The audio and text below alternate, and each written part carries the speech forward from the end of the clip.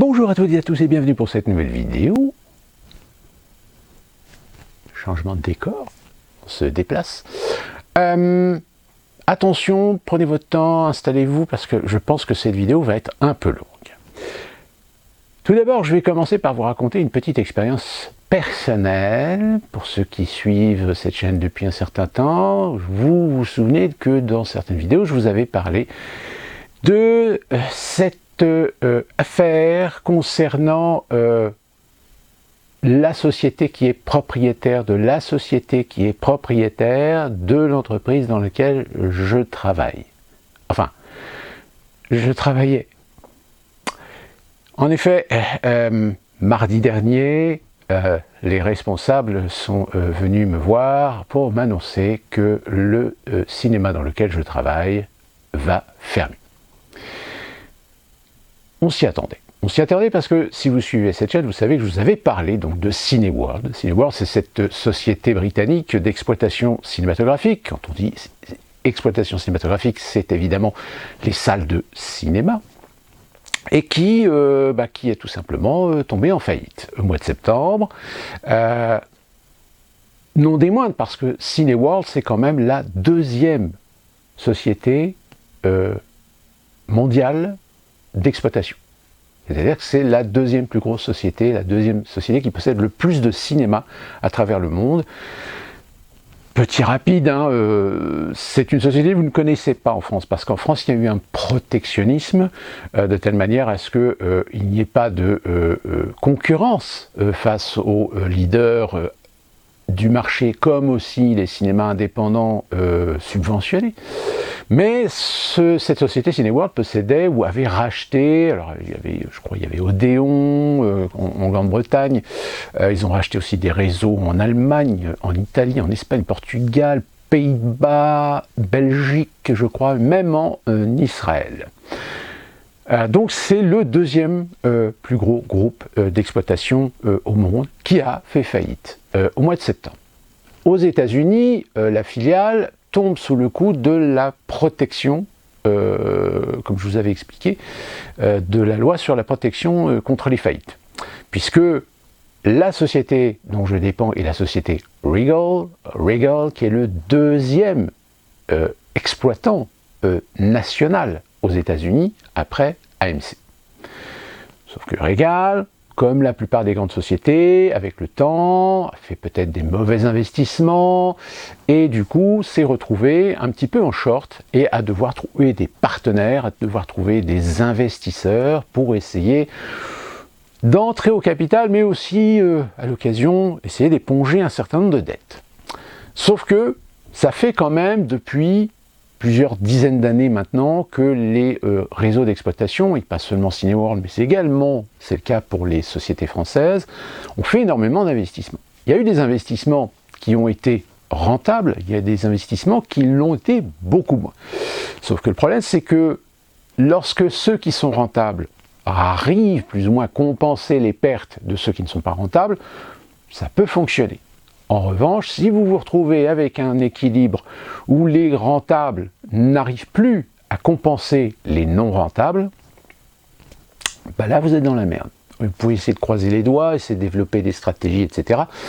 Sachant qu'en France, il y a eu déjà des échecs. J'avais déjà expliqué ce qui s'était passé avec les cinémas Gaumont, qui en 2000 ont finalement été concédés au sein d'une société commune avec Pathé qui s'appelait Europalace à l'époque et qui ensuite a changé de nom et qui s'appelait Cinéma Gaumont Pathé. Sauf que Gaumont n'a jamais réussi véritablement à redresser la pente, et c'est finalement Pathé qui a fini par racheter les parts de Gaumont. Et donc ne vous étonnez pas si vous avez un cinéma Gaumont dans votre ville, tôt ou tard, soit il va disparaître, soit il va changer d'enseigne, il va devenir un Pathé. Et donc, la société Regal, propriétaire Cineworld, quand Cineworld fait faillite, évidemment, Regal doit également faire faillite. Donc, mais comme c'est le deuxième exploitant national, pour les États-Unis, quand même, ça fout mal. Donc, on tombe sous le coup de la loi de protection contre les faillites. la société où je travaillais, c'était une société qui s'appelait Cinéma. C'était un concept de cinéma où vous aviez à la fois de la restauration et un bar. Vous pouviez boire de l'alcool pendant que vous regardez votre film. On le savait de toute façon que depuis, je dirais, 2019, avant la pandémie, on commençait à sentir qu'il y avait un ralentissement de la fréquentation. Donc ça date pas d'hier. Même si la pandémie, très clairement, a entamé un processus, voire accéléré un processus de désaffection de la part de beaucoup de gens par rapport au cinéma. Et ça s'est ressenti par, évidemment, des politiques budgétaires à l'économie. On a commencé à réduire les budgets, on a commencé à changer un certain nombre de politiques, on a commencé à changer la façon de faire de la restauration, on a commencé à se séparer de certains personnels qui commençaient à coûter trop cher pour prendre des jeunes qu'on payait évidemment au taux fédéral qui est aussi le taux appliqué en Caroline du Nord, qui est 7,23 $ brut de l'heure.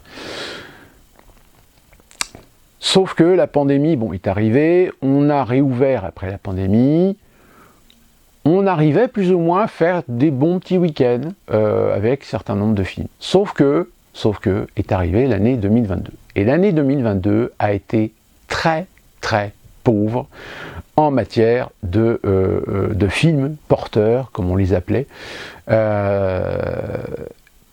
Même si à la fin de l'année, il y avait quand même le Black Panther, là on avait fait le Black Adam, le Black Panther, puis le fameux Avatar 2 qui devait sortir au mois de décembre. On s'était dit, au moins on est peut-être sauvé jusqu'à la fin de l'année, et s'attendre qu'au mois de janvier, là en effet, ils décident de fermer le cinéma. Alors ce qui veut dire que le fait que on ferme le cinéma, donc j'ai fait le dernier jour, hier, donc le cinéma devrait fermer définitivement ses portes, ce qu'on appelle un out of business, le 23 novembre prochain. Ils n'attendent même pas le week-end de Black Panther. D'autant plus que c'est certainement une décision qui a été prise très rapidement, puisque les managers n'étaient absolument pas au courant. Alors non seulement ils n'étaient pas au courant, et ça s'est décidé certainement très rapidement. Pourquoi ? Parce que quand vous décidez de fermer un cinéma, surtout en plus un cinéma qui fait de la restauration, etc., vous anticipez. Vous anticipez en demandant à ce qu'il n'y ait pas de prévente sur les séances du week-end. Vous anticipez pour demander aux gens de ne pas faire de commandes de matériel et de nourriture. Sauf que malheureusement, c'est ce qui a été fait. C'est-à-dire que là, actuellement, dans le cinéma, vous avez 2 tonnes de bouffe qu'on avait acheté évidemment pour faire le week-end, qui était peut-être un des week-ends les plus importants de l'année. Parce que Black Panther, c'est un public consommateur. Donc on avait tout prévu. Et là, patatras, on nous annonce que finalement, le week-end Black Panther, on n'en verra pas la couleur. C'est-à-dire que là, au moment où je vous parle, il y a des gens qui vont se pointer pour aller voir Black Panther, puisque nous sommes aujourd'hui vendredi. Donc le vendredi, c'est le jour où sortent les films, contrairement en France où les films sortent le mercredi. Et ils vont trouver porte close. C'est-à-dire qu'en plus de ça, on savait qu'il y a 28 séances, je crois, qui étaient calées, 24 ou 28 séances qui étaient calées pour le week-end, dont certaines étaient déjà complètes. C'est-à-dire qu'il va falloir qu'ils remboursent tous les clients. Si tant est que les clients consultent leur mail pour être informés que finalement, il ne faut pas qu'ils se pointent au cinéma parce qu'ils vont trouver porte fermée. Mais au-delà de cela, la situation est tout simplement une démonstration, c'est que s'ils ne veulent pas attendre la fin de l'année, et s'ils veulent absolument fermer des cinémas aujourd'hui, c'est que la situation financière de l'entreprise est tellement catastrophique que pour l'instant, apparemment, ils n'ont pas de repreneur. La société Regal est actuellement protégée par la loi jusqu'au printemps, c'est-à-dire avril-mai. Donc ils ont jusqu'à avril-mai pour trouver une situation, pour trouver une solution, de telle manière à ce que cette entreprise soit reprise par un repreneur. Sauf que si l'état des dettes est trop important, ben vous comprenez que ça va être très compliqué pour cette société pour trouver un repreneur. Donc une façon d'essayer d'assainir et de réduire les coûts, ben c'est tout simplement peut-être se reposer uniquement sur les sites qui sont véritablement rentables. Mais là encore, ça pose un problème. Parce que, on le sait, il y a un certain nombre de sites qui sont des sites extrêmement bien placés, qui sont des sites qui fonctionnaient très très bien. Eh bien, eux aussi ont été fermés. Donc, on peut s'attendre, peut-être, avant la fin de l'année, une annonce sur le fait que le deuxième groupe d'exploitation de cinéma aux États-Unis va tout simplement faire faillite et mettre la clé sous la porte. Il faut savoir que Regal, c'est, je ne sais plus combien de salles, je vous mets le chiffre du nombre de salles qu'ils ont ici, pour vous rendre compte véritablement. Et c'est à peu près le même problème qui va se poser en Europe. C'est-à-dire que toutes les chaînes qui avaient été rachetées par Cineworld, eh bien aujourd'hui, il y a de fortes chances qu'elles meurent les unes après les autres, parce qu'il n'y aura pas de repreneur pour la société Cineworld. Alors je sais qu'ils ont essayé de dissocier un certain nombre de sociétés, vous l'avez vu, je vous avais montré ce fameux document qui nous informait de la mise sous la loi contre les faillites, et vous avez vu la liste des nombres de sociétés qui étaient concernées, qui est une liste quand même impressionnante, je crois qu'il y a 71 ou 72 sociétés différentes. Donc voilà, c'est une expérience que je me serais bien passé d'avoir. Donc normalement, je bosse encore la semaine prochaine pour faire ce qu'ils appellent le closing process. Et puis, il va falloir que je retrouve du boulot ailleurs. Voilà, donc voilà, petite anecdote. Alors, vous savez que le cinéma, c'est quand même quelque chose qui est important dans ma vie, puisque la preuve, c'est que vous avez vu, il y a beaucoup d'affiches chez moi. Mais je pense que malheureusement, pour moi, l'activité cinématographique, l'activité d'exploitation de salles, je pense que maintenant, c'est terminé. Heureusement que je me suis un petit peu reconverti dans une autre activité par le biais justement de la restauration, et peut me permettre de retrouver peut-être un autre taf. Mais je pense que là, ma carrière professionnelle dans l'univers de l'exploitation cinématographique, eh bien, c'est terminé. Maintenant, parlons du mid-term. Le mid-term, alors, comme je vous l'avais dit précédemment, c'était très difficile de faire un diagnostic pour estimer qu'est-ce qui pourrait éventuellement arriver. Ce qui est assez amusant, c'est que, alors, la Chambre des représentants donc a été récupérée par les Républicains, et actuellement le Sénat, on ne sait toujours pas. On ne sait toujours pas parce qu'il y a 3 ou 4 États où il y a encore un comptage. On a même des gens qui nous assurent qu'ils effectueront le comptage jusqu'à Thanksgiving, si il faut. Alors je crois qu'il y a l'Arizona, le Nevada, la Géorgie, et puis 2 autres États encore. Donc ce qui fait pour l'instant, on ne sait pas si les Républicains vont récupérer le Sénat ou pas. Je rappelle, le Sénat, il faut 51 sièges, je crois. Oui, c'est ça, 51 sièges pour avoir la majorité.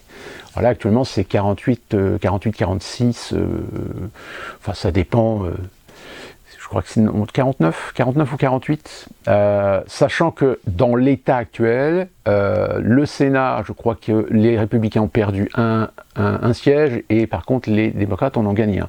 Mais là, on attend évidemment les derniers États, les derniers résultats pour savoir si le Sénat va basculer républicain ou pas.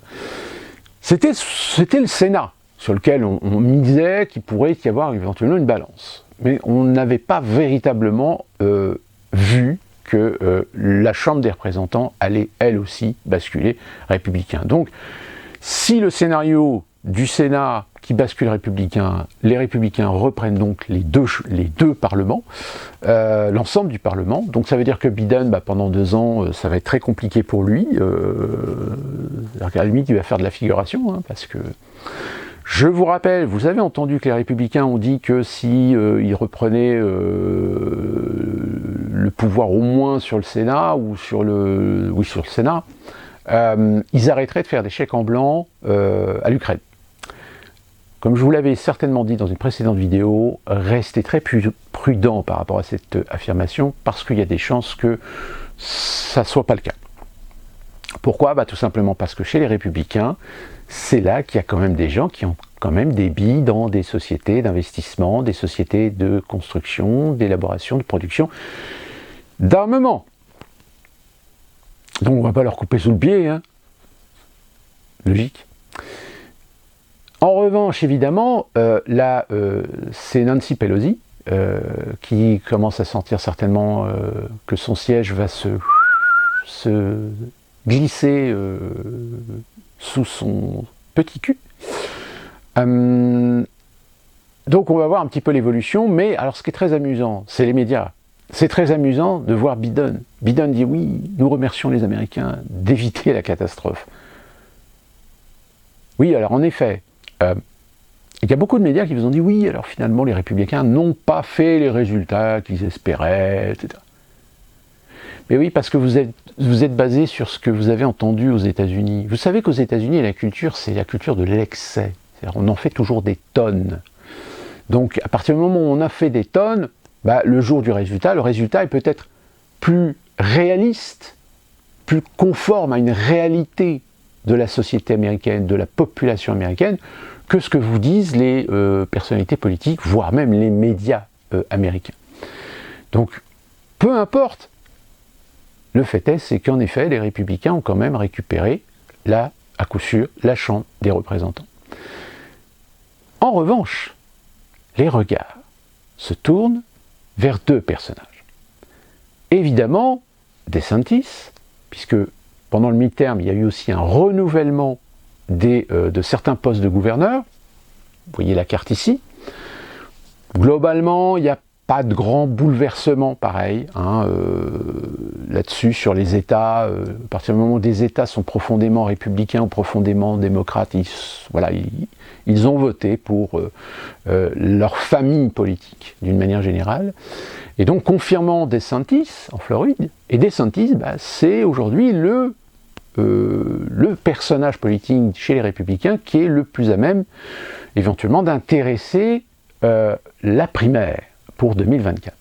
Et le deuxième personnage, évidemment, c'est Trump. Trump qui fait durer le plaisir, parce qu'il a fait un meeting dans l'Ohio, beaucoup ont commencé à penser qu'il allait peut-être annoncer qu'il se représenterait pour 2024. Il n'a rien dit, mais il n'a pas non plus dit le contraire. Il y a encore l'annonce qui est à faire, on attend, elle devrait arriver peut-être la semaine prochaine, je crois. Et le fait est, c'est que un certain nombre de candidats qui sont des pro-Trump ont été élus. Donc ça veut dire qu'il y a des Américains qui sont encore disposés à pouvoir potentiellement voter pour Trump. Sauf qu'évidemment, là les démocrates se sont pris un petit peu le pied dans le tapis avec l'affaire Mar-a-Lago. Comme je vous l'avais dit, ça traîne. Il n'y a pas de juge, il n'y a pas de jurisprudence sur l'usage de la justice américaine pour essayer de le coincer, pour essayer de le mettre à l'ombre. Aucun magistrat, aucun procureur veut prendre le risque de simplement faire un procès à Trump uniquement sur des documents que pour l'instant c'est pas très flagrant, voire des témoignages, parce que là dans ce cas-là ça serait vraiment des témoignages de bonne foi. Donc voilà,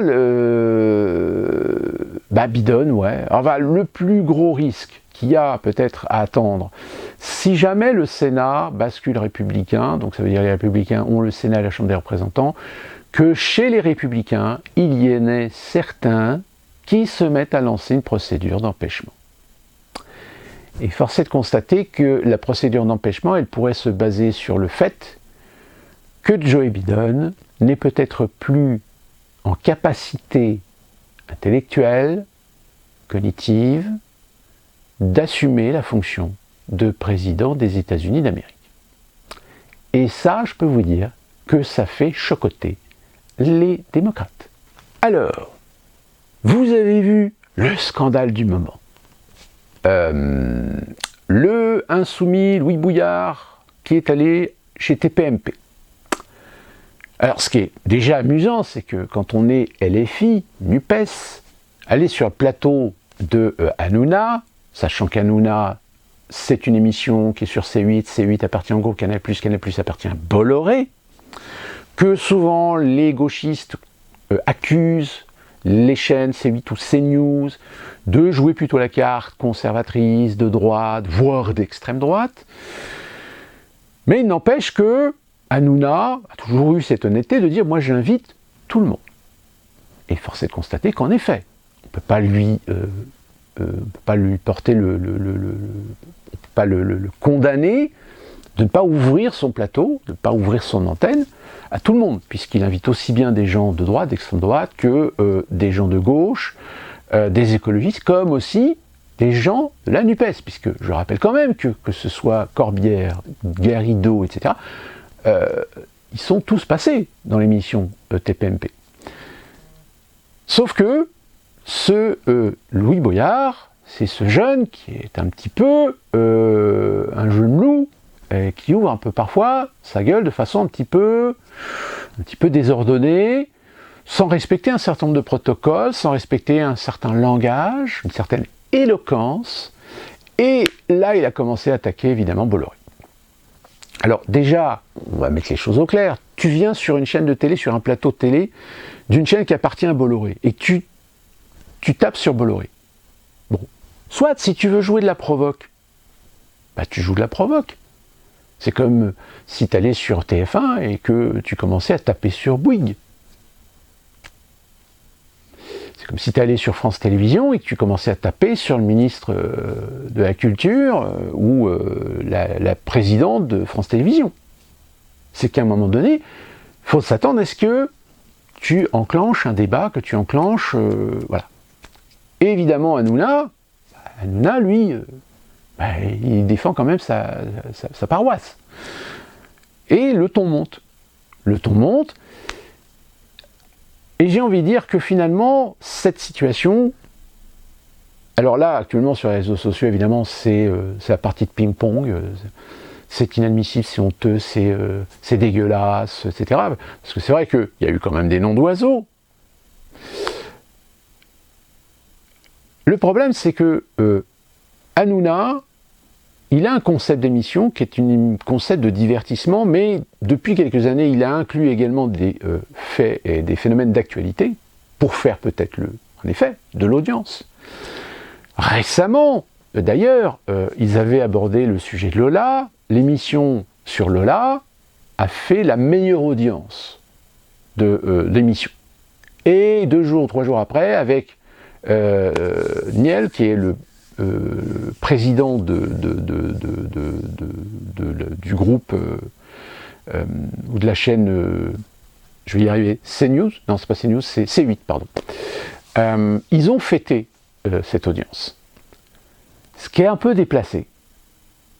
Mais c'est pas la première fois que dans cette chaîne, il y a parfois des événements qui sont un peu déplacés, voire même très déplacés.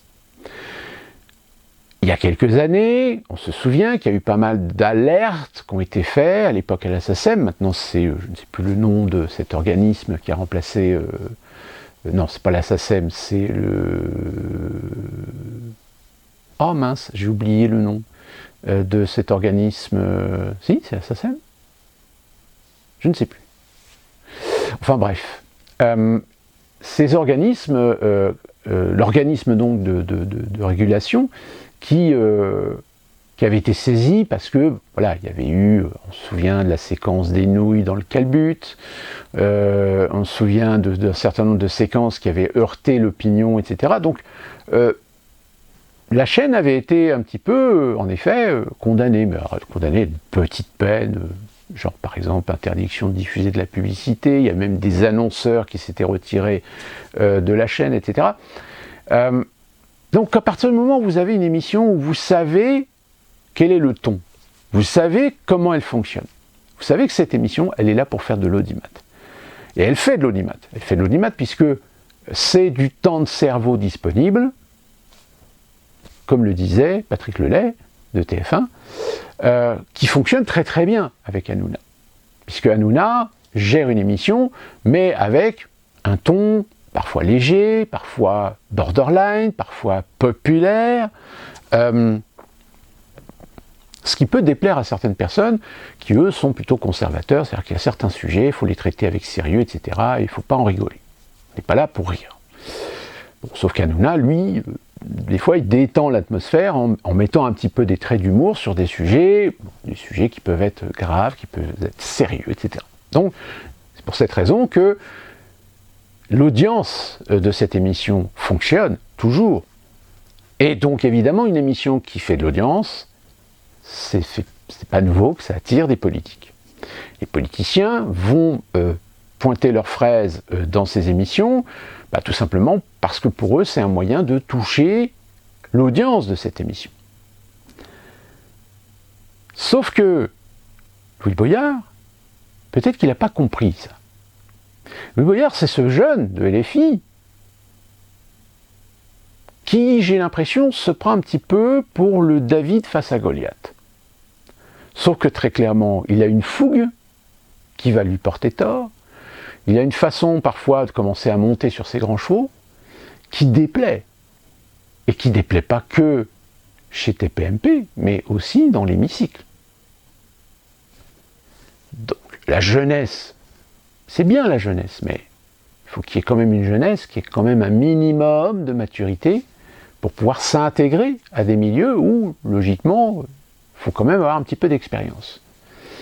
Et qui plus est, Louis Boyard, c'est quand même un ancien chroniqueur de l'émission d'Hanouna. Donc en fait, le mec crache dans la soupe. C'est-à-dire que maintenant qu'il est politicien, maintenant qu'il est à la députée, mais il se sent pousser des ailes, le petit gamin. Je reprendrai cette expression que j'adore, c'est parce qu'il a 3 poils au cul qu'il se prend pour un gorille. Sauf que malheureusement, il y a des moments où peut-être que tu as eu raison dans ton esprit, dans ta démarche. Tu es soutenu vent debout par tes collègues. Sauf que sur les réseaux sociaux, il y a quand même des gens qui disent, ouais, enfin, bon, sans excuser Hanouna, qui peut-être lui aussi a pété un petit peu plus haut que son cul et s'est laissé emporter du fait que le gamin, je pense, a dû certainement trahir Hanouna, qui Hanouna l'a invité certainement en bonne conscience, de se dire, bon ben voilà, j'ai invité un gamin qui est voilà, un député, LFI, ça fait partie de mon principe d'inviter tous les sons de cloche, quoi. Et je pense qu'Hanouna, il a été trahi finalement. Il a été trahi parce qu'il pensait pas que Boyard allait aborder le sujet de Bolloré. Enfin, vous savez, c'est un peu comme si vous invitez quelqu'un chez vous. Quand vous l'invitez chez vous, cette personne, elle se doit quand même d'être attentive, d'être bienveillante. Alors si cette personne commence à regarder, votre tableau, c'est laid votre truc là, et puis vous faites le dîner, votre bouffe elle est pas bonne, hein, etc. C'est de l'impolitesse. C'est de l'impolitesse, c'est de la trahison. Donc c'est pour cette raison qu'à mon avis Hanouna a fini par dépasser les bornes. Parce qu'il s'est dit, là le gamin, il vient de me la jouer à l'envers. Mais plus globalement, on ne va pas s'emmerder à savoir qui a raison, qui a tort, qui a fait quoi, etc. En réalité, ce que vous venez de voir, si vous l'avez vu, cette séquence, c'est le signe supplémentaire de la déliquescence. La déliquescence de l'univers politico-médiatique. C'est-à-dire qu'on a des chiens fous, qu'on envoie sur des plateaux où parfois c'est un peu borderline, et finalement, quand les Français voient ça, en dehors de ceux qui à la limite en rigolent ou s'offusquent, au bout d'un moment, vous s'en foutez. Au bout d'un moment, vous avez envie de faire autre chose que de vous occuper, d'écouter ces gens qui finalement n'ont aucun respect envers les citoyens français. Ces gens n'ont aucun respect envers la France. Ils ne font que satisfaire leurs ambitions, leur arrivisme, leur cupidité, ils pètent plus haut que leur cul, et le pire c'est qu'ils le font, parfois peut-être avec la conviction d'être dans le camp du bien. Ce même camp du bien, qui aujourd'hui jouit à la vision de voir ce bateau de migrants débarquer à Toulon. Là pareil, on est en face de cette situation, on est confronté à des gens, mais qui sont tellement hypersensibilisés, qu'ils ne voient que l'humanisme et le droit de l'homisme, mais qui ne voient pas les conséquences économiques et sociales, voire même culturelles derrière. Parce que là, aujourd'hui, on a accepté le Viking dans le port de Toulon. Donc ça veut dire que l'autre bateau qui est au large, là, qui est en train de récupérer 500 migrants, il va se dire, ah ben, allez, go, on va du côté des côtes françaises, et on va refaire le même scénario. Et vas-y, je te redébarque, 500 bonhommes, c'est du charter. C'est du charter. Donc, c'est pareil, ces gens-là, on leur dit, en effet,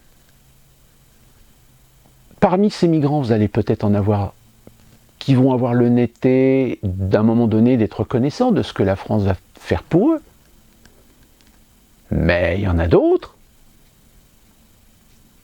Est-ce que j'ai besoin de vous faire un dessin? Non. Donc évidemment, c'est la compétition, encore une fois, idéologique. C'est-à-dire l'extrême droite qui essaie de soulever parfois, de façon un petit peu généraliste, le problème qu'il va y avoir à un moment donné avec ces gens qui amènent à la fois leur culture, qui amènent parfois les traditions, voire même qui en ont rien à foutre et qui vont profiter du système. Comme de l'autre, on a l'impression qu'en fait, il faut accueillir toute la misère du monde. Parce que c'est nous les pays riches. Donc nos richesses, attendez, richesse, on est quand même à 140% du PIB en dette. Ouais, on n'a qu'à taxer les riches. Non mais, qu'est-ce que vous ne comprenez pas sur le fait que taxer les riches, ça veut dire que dans 6 mois, vous avez au moins déjà 80% des riches qui vont partir à l'étranger. Non mais, je veux dire, quand vous avez des gens de droite qui refusent qu'on taxe les riches, Sarkozy d'ailleurs le premier l'avait dit. Il avait dit, mais vous voulez taxer les riches? D'accord, mais dans 6 mois, les riches ils vont partir à l'étranger. Vous en avez déjà des riches qui ne payent pas d'impôts en France parce que ce sont des exilés fiscaux. Je veux dire, ça fait des années qu'on en connaît, ça fait des années qu'on en voit. On a même des exilés fiscaux qui reviennent des fois en France, qui sont invités sur des plateaux télé et qui viennent vous faire la morale. Alors que eux, c'est comme la Cotillard, là. Cotillard qui passe dans ses émissions, là, avec les arbres. 1,2 million d'audience. Pardon, vous les avez trouvés où, vos 1,2 million? Pour une émission qui sert à rien. Mais voilà, je viens faire de l'écologie c'est important, vous comprenez, l'étude du GIEC, dit que, machin, etc. Oui, alors le GIEC, parlons-en du GIEC. Je rappelle quand même que le GIEC, c'est un organisme d'État qui place en fait des pions qui militent et défendent des idéologies, voire des politiques économiques sous couvert du manteau de l'écologie, de l'environnement, du réchauffement climatique, etc. Vous avez une multitude d'autres de scientifiques. Vous avez même plus de scientifiques qu'il n'y en a dans le GIEC qui disent le contraire de ce que le GIEC dit. Et pourtant, le GIEC, c'est la référence. Vous en avez certainement entendu parler, des gens qui vous disent, oui, selon l'étude, le dernier rapport du GIEC,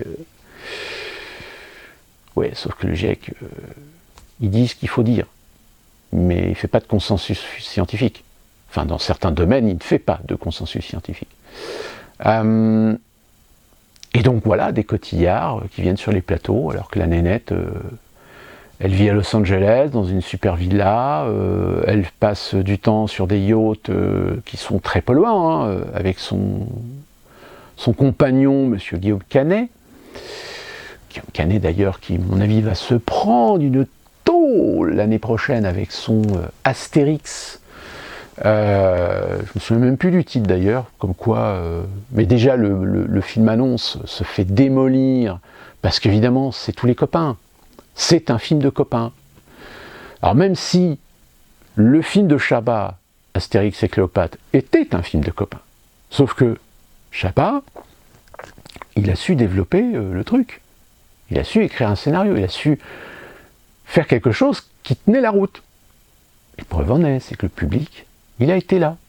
Le film a été un énorme succès. Chabat d'ailleurs, que je ne sais pas si l'émission a commencé ou pas, qui maintenant va faire un late show. Mais vous verrez le late show. Si vous voyez cette émission de Chabat, c'est le copier-coller des émissions américaines. Sauf que c'est pas du tout la même culture.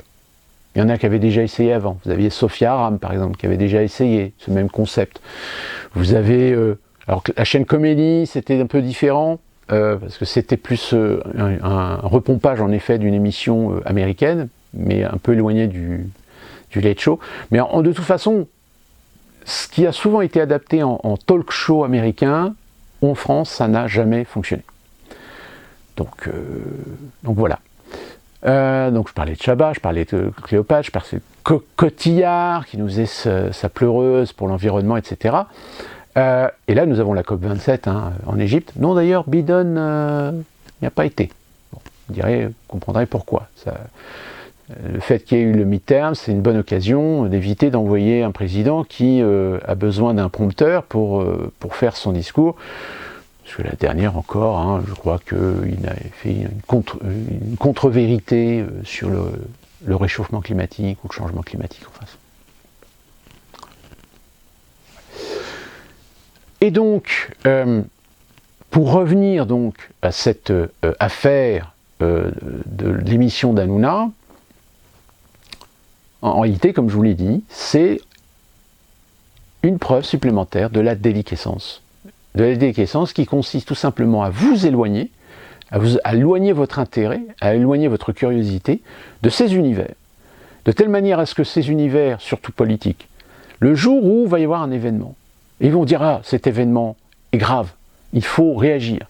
Et là, paf, on te pend une loi, la loi va être votée par l'Assemblée nationale, le Sénat vote, retour, deuxième lecture, hop, c'est voté.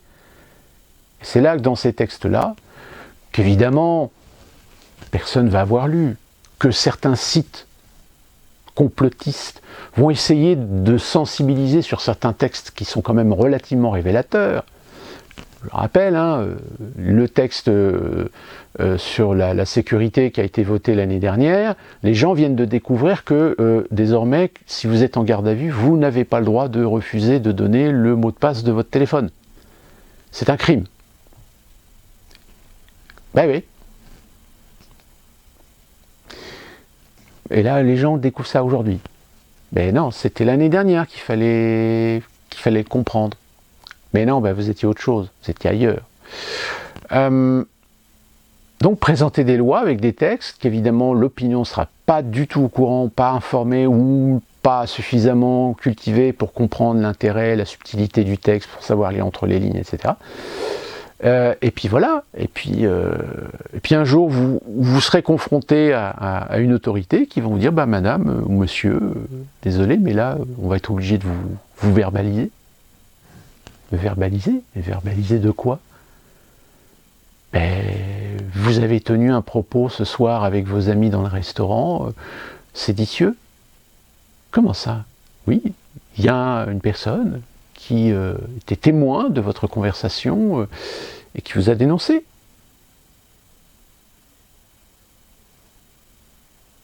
Non mais attendez, on n'est pas dans un roman de science-fiction là. Mais non, mais c'est où ça va être la réalité. Vous savez que les soignants suspendus aujourd'hui, certains d'entre eux commencent à essayer de nous informer qu'ils sont convoqués par la police pour un interrogatoire. Pourquoi? On ne sait pas. Vous savez que Véran a bien confirmé qu'il y aura des questions de réintégrer les soignants ou les personnels de santé qui ont été suspendus parce qu'ils ne sont pas vaccinés. Alors qu'aujourd'hui on a la preuve que même si tu n'es pas vacciné, que tu es vacciné ou tu n'es pas vacciné, de toute façon, tu es contagieux. Si tu chopes le Covid, bah, tu peux le refiler aux autres.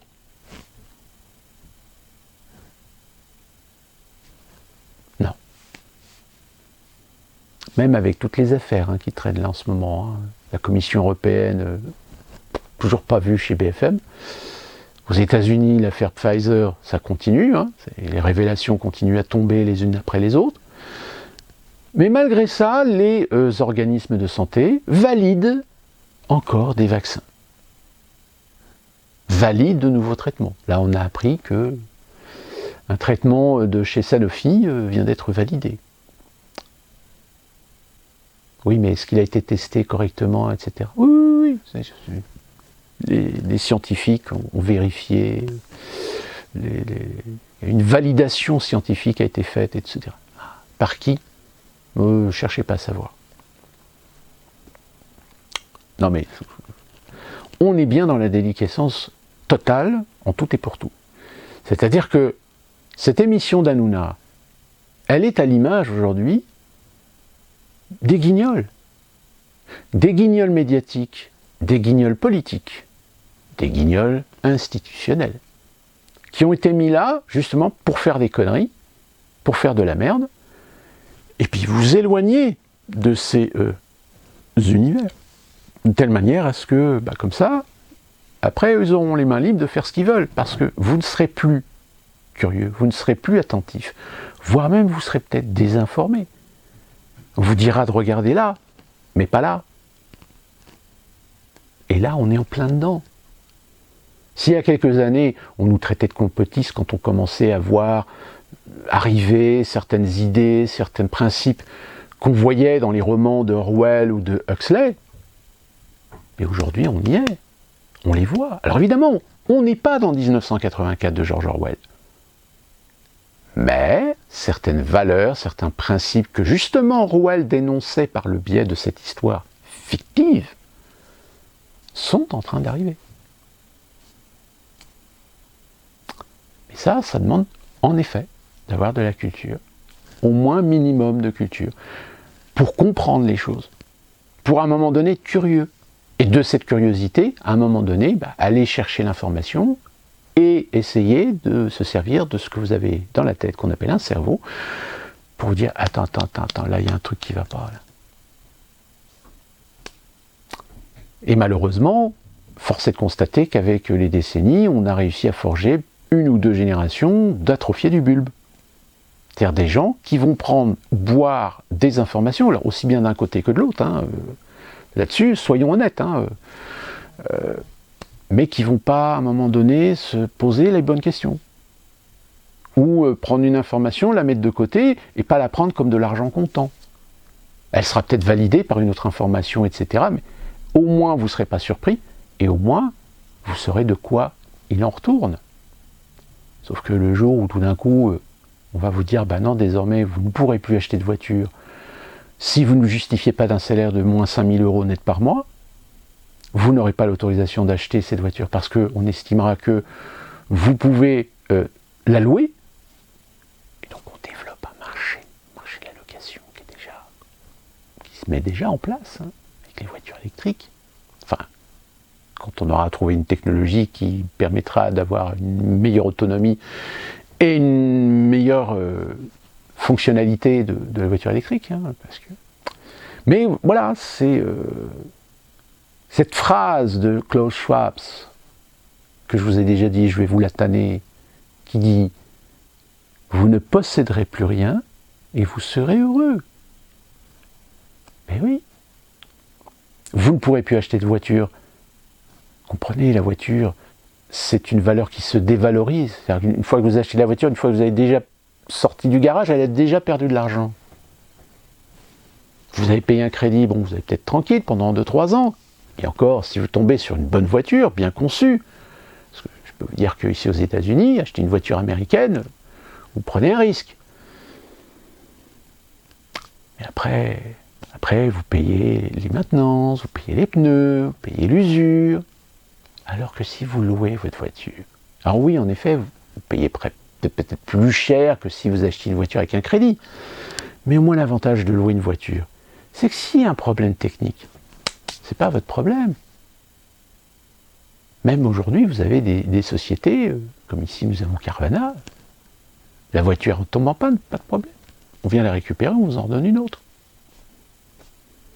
Et vous avez juste que l'assurance à payer et l'essence. Oui, mais vous payez plus cher que si vous achetiez. Ta gueule. Arrête. Ne bousille pas notre modèle économique qu'on veut mettre en place dans les années à venir. D'accord ? La maison, l'appartement. Pourquoi acheter ? Pourquoi vous embêter à acheter ? C'est des gros soucis. C'est de la maintenance, c'est de la réparation. Alors que si vous louez, mais louer c'est mieux. Puisque c'est le propriétaire qui s'occupe de tout. Et attention, quand je dis propriétaire, c'est pas un propriétaire individuel, puisque eux aussi, aujourd'hui, on veut essayer de les dégager. Ce sont des multinationales, ce sont des banques, ce sont des agences de location qui posséderont un patrimoine de logements locatifs qui passera à la fois d'appartements centre-ville comme des maisons à la campagne. Vous louerez. Et vous serez heureux puisque vous ne posséderez pas quelque chose qui risque de vous coûter les yeux de la tête. C'est plus facile de louer. C'est plus facile de louer puisque le jour où finalement, si vous êtes dans la merde financière, si vous arrive un problème, si vous n'avez plus de revenus, etc., on pourra vous foutre dehors et vous perdrez tout. Et vous serez plus heureux. Parce que vous serez pas sur le bas-côté de la route de la société. Et vous aurez peut-être le bénéfice pour éviter de vous retrouver à la rue du revenu universel. Oui, parce que, je rappelle, pour ceux qui n'ont pas vu ma vidéo que j'avais fait sur le livre de Klaus Schwab, Covid-19, Grand Reset, Schwab nous annonce, selon une étude, qu'en 2035, 83% des métiers, plus particulièrement de services, de maintenance, voire les petits métiers, salariés, employés, pas forcément très qualifiés, vont disparaître. La dématérialisation, l'automatisation. Vous avez devant vous une preuve, puisque j'étais opérateur projectionniste, et en 2010, j'ai quitté heureusement mon métier à temps, puisque 2 ans plus tard, non c'était en 2012, pardon, 2 ans 2012, et en 2014, mes collègues m'ont dit, ça y est, c'est fini, c'est mort. Ils ont changé, modifié les statuts, etc. Et même les syndicats, ces fameux syndicats qui sont censés protéger les salariés, ont vendu les salariés. Bon, aux États-Unis, il n'y a pas de syndicats, donc les opérateurs projectionnels, il n'y en a plus. Il n'y en a plus du tout, il n'y a même plus du tout de techniciens maintenant dans les cinémas. C'est-à-dire que s'il y a une merde, on rembourse. Voilà. Et même des fois, ça peut arriver qu'il y ait des merdes qu'on ne répare pas, qu'on laisse comme ça. Qu'on fait un petit bricolage qui dure.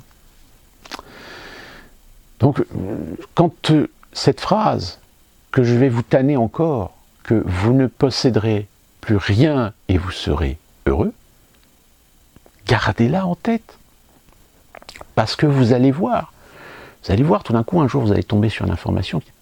Tiens, suppression de quoi ? Suppression des postes, fermeture des sociétés, fermeture des groupes, mais comment ? C'est quoi des sociétés allemandes ? Polonaises ?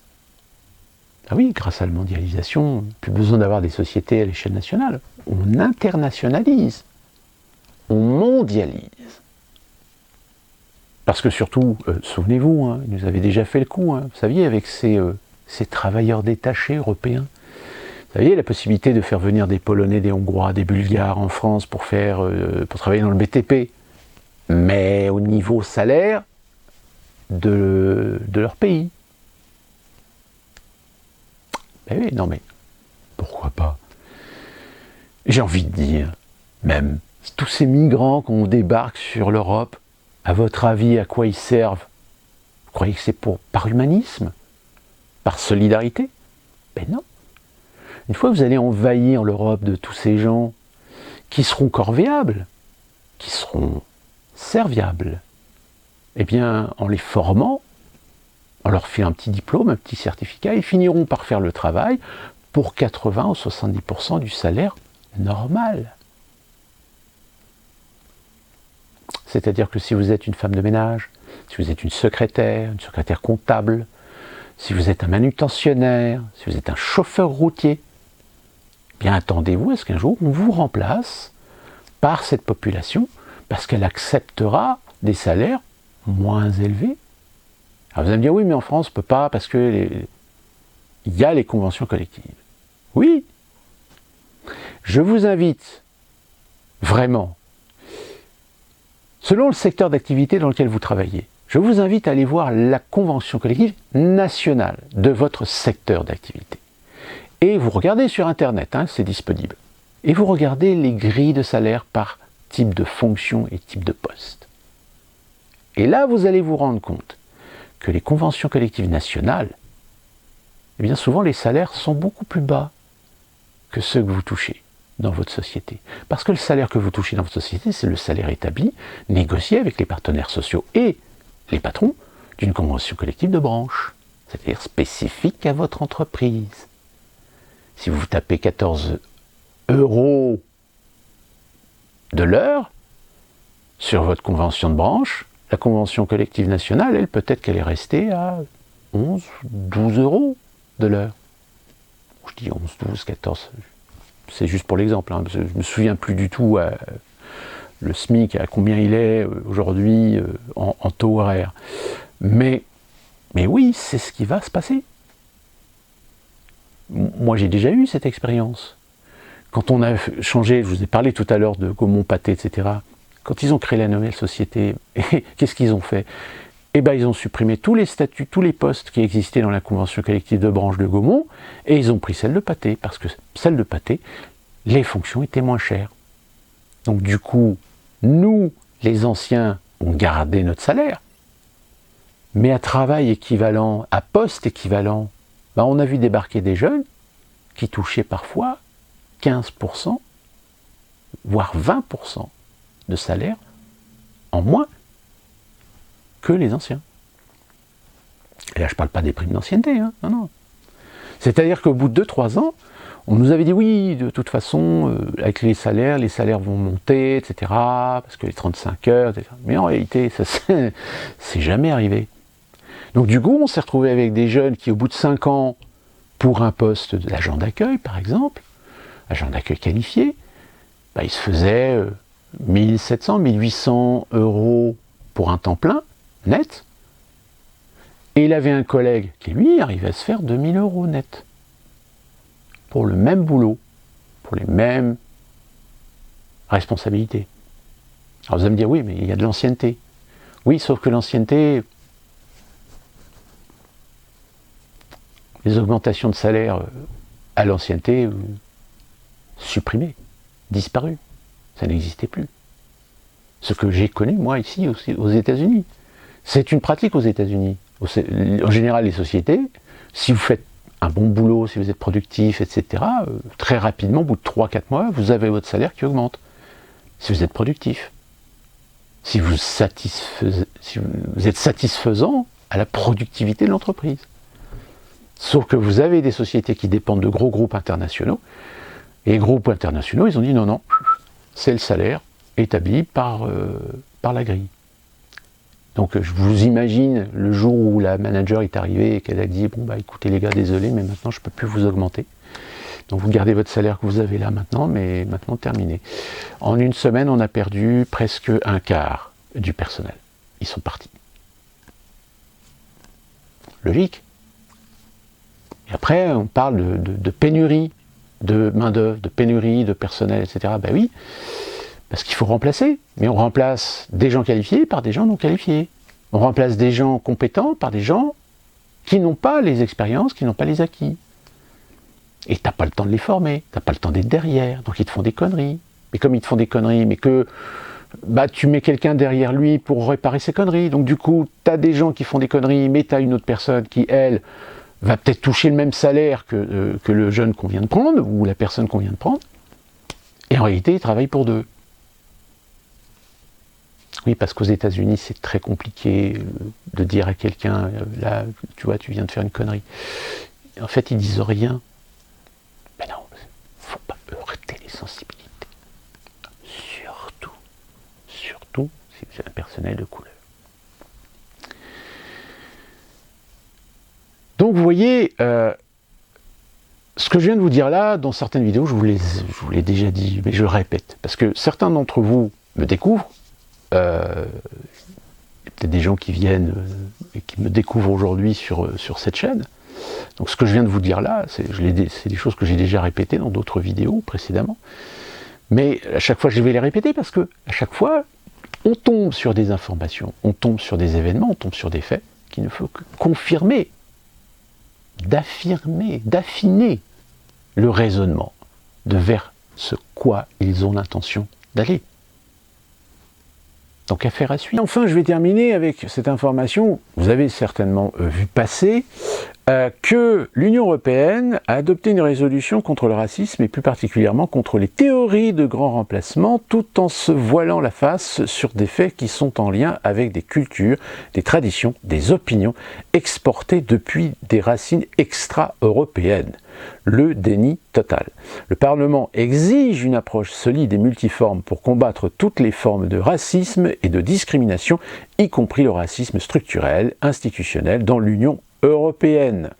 Dans une résolution adoptée jeudi, avec 442 voix pour, 114 contre et 42 abstentions, le Parlement condamne fermement le fait que les minorités et les migrants, y compris les personnels LGBTQI, sont confrontés au racisme structurel, à la discrimination, à la haine, aux inégalités durables, aux difficultés d'accès du système judiciaire et à la violence de la police. Elle met également en garde contre la rhétorique raciste de certains médias et s'alarme de la façon dont les théories du complot, telles que les théories dites du grand remplacement, sont intégrées au discours politique de l'extrême droite. Le texte s'attarde sur des questions spécifiques telles que le racisme structurel à l'encontre des enfants et les cycles de pauvreté qui les touchent, l'égalité des Roms et le manque de reconnaissance de l'anticiganisme comme une forme spécifique de racisme, la diminution de la population juive en Europe où 38% des juifs européens envisagent de partir en raison des craintes pour leur sécurité, les mutilations génitales féminines, la captivité conjugale et les crimes d'honneur,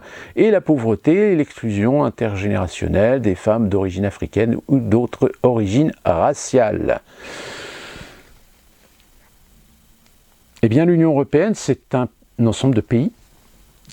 Et ces mêmes pays ont été invités à l'ONU à voter pour une résolution présentée par la Russie qui la présente chaque année, pour condamner et interdire toute forme de mouvement néo-nazi. Et bien je vous le donne en mille, les États-Unis, la France et d'autres pays l'ont refusé.